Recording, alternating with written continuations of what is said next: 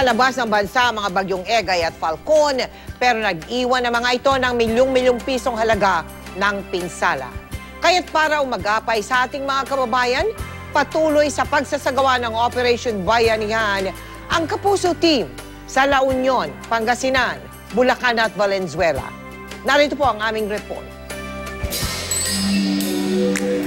Sa patuloy na pagsasagawa ng ating Operation Bayanihan sa mga bayang nasalanta ng Bagyong Egay at Bagyong Falcon, tinugon natin ang panawagan ng ating mga kababayan sa evacuation center sa Valenzuela na madalhan ng mga sabon, diaper at pagkain. Kabilang sa ating natulungan ang 70 taong gulang na si Lola Teresita. Pagka nagbabagyo, dito po kami nagpunta. Salamat po sa inyo.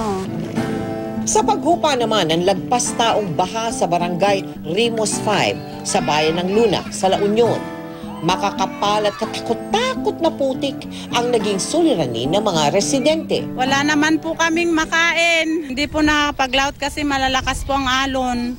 Walang makuhang isda. Kaya ang ilang residente, buwis buhay na namumulot ng mga naibebentang maliliit na bato o pebbles sa dalampasigan sa kabila ng mga naglalakihang alon. Tatlong ganito, 25. Kahit na nakakatakot, sir, mamulot kami kasi wala po kaming pambili ng makain. Kaya para maitawid sa ilang araw na pagkagutom, nagbahagi tayo ng relief goods sa ating mga kababayan doon.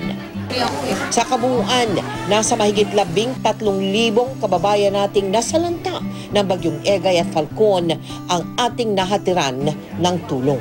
Laking tulong po ito sa mga kababayan ko po na binigyan mo po kami ng tulong.